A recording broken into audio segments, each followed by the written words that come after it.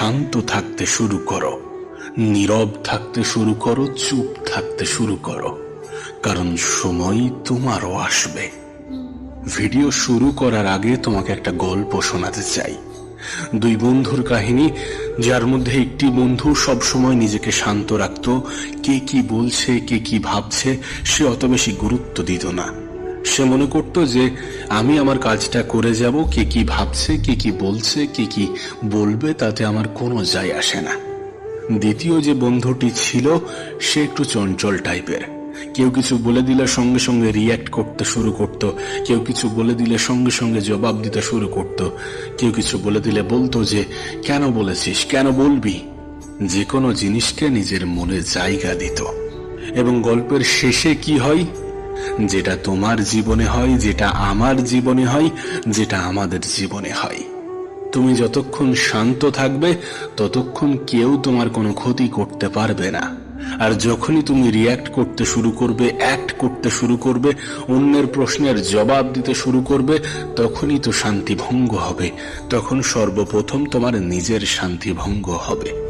সত্যি বলতে এই গল্পটা শেষ পর্যন্ত শোনানোর কোনো প্রয়োজন নেই, কারণ এটা কোনো আর্টিফিশিয়াল গল্প নয়। এটা বাস্তবে আমাদের গল্প, তোমার গল্প, আমার গল্প।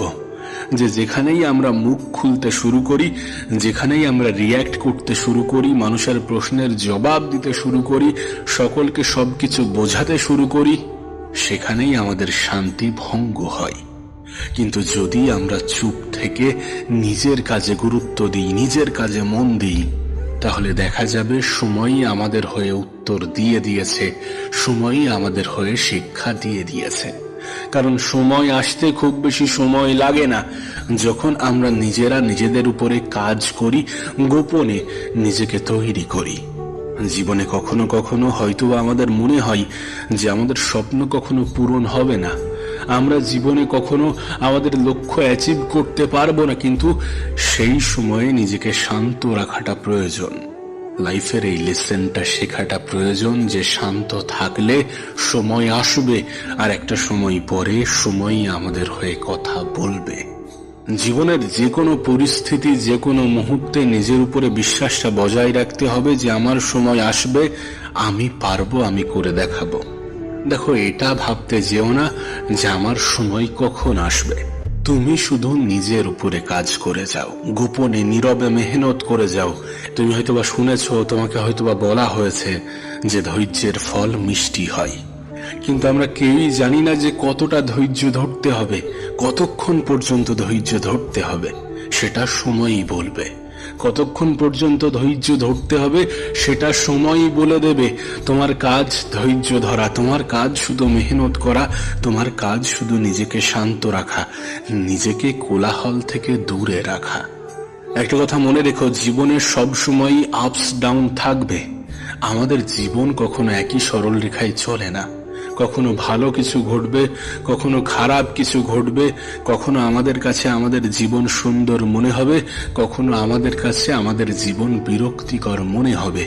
কিন্তু এটা প্রমাণ দেয় যে আমাদের জীবনে খারাপ সময়ের সমাপ্তিতে ভালো সময়ও আসবে, আর আসবে, নিশ্চয়ই আসবে। সময় তোমার হয়ে কথা বলবে, এমন একটা সময় আসবে যখন সময় তোমার হয়ে কথা বলবে, যখন তুমি শান্ত থেকে, নীরব থেকে নিজের উপরে কাজ করবে। খারাপ সময়ের সমাপ্তি ঘটবে, ঘটে, বাস্তবে এমনটাই হয়ে থাকে। আমরা হয়তো বা ভাবি যে আমাদের জীবনে মনে হয় আর কখনো ভালো কিছু ঘটবে না। যখন খারাপ সময় আসে, যখন নেগেটিভিটি আমাদেরকে ঘিরে ধরে, আমরা হয়তো বা ভাবি, আমরা হয়তো বা মনে করি যে আমাদের জীবনে হয়তো বা ভালো কিছু ঘটবে না। কিন্তু বিশ্বাস করো, এটা তোমার ভ্রান্ত ধারণা।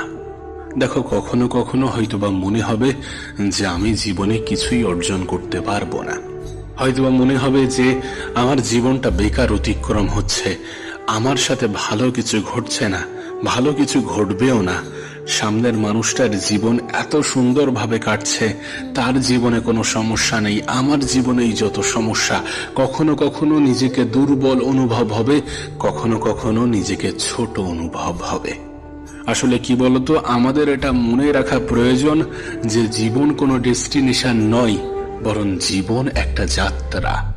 দেখো, প্রত্যেক দিন আমি কিছু অ্যাচিভ করে নিয়েছি, এটা আমাদের জীবন নয়। প্রত্যেক দিন আমি কি কি শিখছি, এটাই আমাদের জীবন। এটা কোনো ডেস্টিনেশন নয়, বরং জীবনের ডেস্টিনেশন হচ্ছে মৃত্যু।